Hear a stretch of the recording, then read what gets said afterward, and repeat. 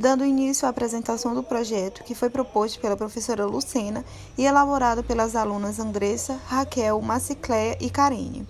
O projeto tem como título a importância da preservação das matas ciliares. O projeto ele tem como intuito levar o conhecimento para as pessoas do quão importante para todos nós é a preservação dessas matas. É notório que esse assunto ele não é muito visto e tão pouco comentado, mas assim como todo e qualquer ação que gera resultados para o meio ambiente, sejam eles resultados negativos ou positivos, precisamos aprender um pouco mais sobre. Durante as idas nas propriedades onde desenvolvemos o projeto, a gente teve a certeza de que realmente muitas pessoas não têm o conhecimento necessário sobre esse assunto que é tão importante.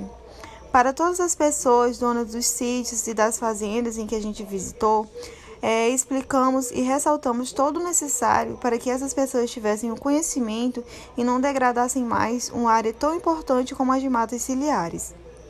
Esse projeto ele foi todo desenvolvido na extremidade do ramal 3, em Cruzeiro do Sul, Acre. Ademais, tudo o que foi preciso para desenvolvermos o projeto será falado pelas meninas. Olá a todos, fiquei responsável com a introdução.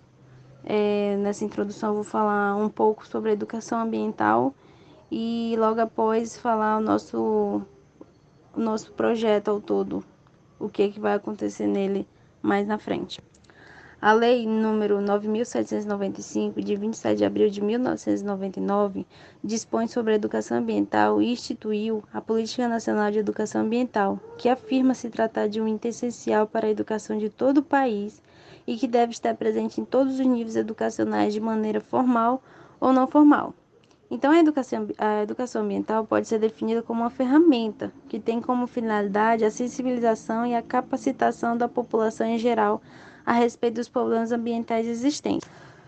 O nosso projeto, que foi desenvolvido por 4 alunas de bacharel de biologia na UFAC, né? A proposta do nosso projeto ao todo foi desenvolver a educação ambiental na zona rural, ou seja, no ramal 3. A gente pesquisou em 9 fazendas, as que tinham mata ciliar preservada e as que não tinham.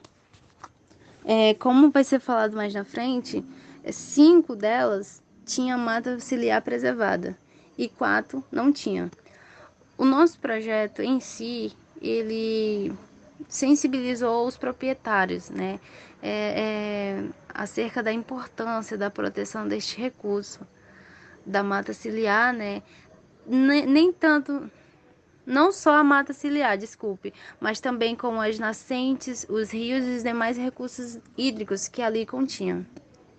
Então, a introdução do nosso projeto é mais isso, né? Falar mais da educação ambiental e mais na frente, né? Vamos ver qual delas continha, né? Saber tudo direitinho, quantos metros continha e tudo mais. Agora eu vou falar sobre os objetivos. Um dos objetivos foi desenvolver um método de reconstrução nessas áreas de matas ciliares afetadas, que ocorreu da seguinte forma. A gente apresentou vários dados ou até mesmo informações sobre as matas ciliares, a importância para os proprietários dessas áreas afetadas e para aqueles que não tinham conhecimento sobre o assunto. E o outro objetivo foi conscientizar para não desmatar. Aí a gente reforçou, falamos que o desmatamento das matas ciliares é crime ambiental, tendo em vista que as matas devem ser circundas nas nascentes de um raio de no mínimo 50 metros, ou até mesmo naquelas margens sem ser nascente, tem que ser no mínimo 30 metros. E o último objetivo foi plantar mudinhas para reconstruções da mata ciliar, que a gente plantou as mudas nas áreas que não tinha mata ciliar preservadas. Dando continuidade ao nosso trabalho, à nossa apresentação, a gente pode falar um pouco sobre a metodologia do nosso trabalho. Ela foi aplicada nas regiões de fazendas, necessariamente nas fazendas do ramal 3, que pega a BR-364, que faz ligação entre Cruzeiro do Sul, Rio Branco, Feijó. As fazendas pelas quais foram contempladas Para a aplicação do projeto foi o sítio Morada Nova, a fazenda Cantado Galo, o sítio Agir Gomes, o sítio Esperança, a fazenda Seu Antônio, a fazenda Amor Reina, fazenda São Pedro, fazenda do Riba e o sítio Ramal 3. A princípio, a gente elaborou um questionário para avaliar o quanto de conhecimento aqueles moradores obtinham sobre o assunto, sobre a questão da mata ciliar e a sua preservação e importância. E a gente pôde notar que a maioria dos entrevistados, eles desconheciam sobre a questão da mata ciliar. Por ser um tema bastante discutido, mas a população em si acaba meio que prejudicada pelo fato de não buscar conhecimentos específicos para si. Com auxílio e a permissão dos moradores, a gente pôde ir até as áreas pelas quais a gente aplicou o projeto. Sequencialmente, a gente fez as medições necessárias que teríamos que fazer. Com auxílio de uma trena, a gente conseguiu traçar retas, pelas quais a gente mediu no decurso do córrego 30 metros e 10 metros de largura, adentrando a floresta em ambos os lados do decurso da água. E com isso, a gente constatou que algumas fazendas elas não obedeciam o que a lei federal determina.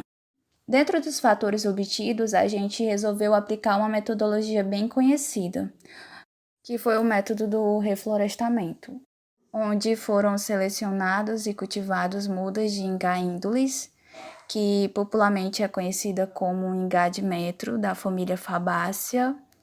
Por ser uma espécie de árvore de médio porte e ter frutos comestíveis e tem alta resistência ao clima. Como a gente se encontra num clima bem seco aqui na região, ela seria uma das espécies pelas quais a gente teria mais sucesso quanto ao reflorestamento das áreas pelas quais foram afetadas por moradores e também para a criação de gado e cultivo de café. Com a ajuda dos moradores da região, a gente pôde iniciar o nosso projeto e ter bastante sucesso quanto à execução do mesmo. Eles nos ajudaram a demarcação das áreas, nos ajudaram quanto à realização de barreiras de proteção para que os animais futuramente não venham pisotear as mudas e elas não tenham dificuldade quanto ao seu crescimento. Dessa forma, foi realizada a limpeza do solo e com auxílio de ferramentas como enxadas e foram cavadas covas de 40 e 60 centímetros de largura por 60 centímetros de profundidade, onde foi preparado a área com esterco de curral e realizada as plantações das mudas. Seguimos assim realizando a plantação das mudas nas demais fazendas pelas quais tinha áreas afetadas e reiteramos aos proprietários das fazendas que, porventura, alguma muda viesse a morrer, eles, consequentemente, realizassem outra aplicação de plantio e ressaltamos que seria mais adequado na estação chuvosa. As imagens abaixo nos mostram como realizamos o projeto e como efetuamos a prática. Dos resultados, podemos ver que 9 propriedades foram visitadas e analisadas, onde a gente pôde efetuar o questionamento, e 5 delas continham mata ciliar bastante preservada. Dentre elas estão a fazenda do Seu Antônio, o sítio Esperança, o sítio Agir Gomes, a fazenda Cantado Galo e o sítio Morada Nova. Já as fazendas que precisaram do nosso projeto, do nosso apoio, foram 4. E são elas a Fazenda O Amor Reina, a Fazenda São Pedro, a Fazenda do Riba e o Sítio Morada Nova, onde foram plantadas as mudas de Ingaíndoles, sendo que a Fazenda O Amor Reina, a gente plantou 10 mudas de ingá, a Fazenda São Pedro, a gente também plantou 10. Já a Fazenda do Riba, a gente notou que era uma área pela qual necessitava de muito mais mudas. A gente plantou 40 mudas e a gente espera que ele futuramente também reconheça que necessite desempenhar mais recursos na área e continuamente estar plantando mais mudas. E o sítio Ramal 3 também a gente aplicou o projeto plantando índoles com 10 mudas na área. E com isso a gente espera que futuramente essas áreas afetadas possam ser melhoradas e possam vir proporcionar uma melhora significativa tanto para as fazendas quanto para os rios, para os córregos localizados na região e que não venham a ocorrer assoreamentos ou algo do tipo que possam prejudicar tanto os donos diretamente quanto a população em geral, que depende da água dos rios e lagos para a sobrevivência e para a alimentação, plantio e dentre outras coisas. Dando continuidade ao que minhas colegas falaram, agora eu vou falar um pouco sobre a discussão do nosso projeto, que a gente levou um questionário para os proprietários responderem. Basicamente, a gente perguntava e eles respondiam com base nos seus conhecimentos.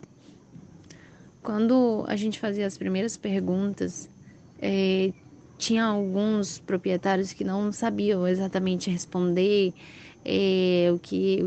para que servia a mata ciliar, qual era a sua importância, mas tirando o fato de alguns de verdade saberem a importância dela, né, para o meio ambiente.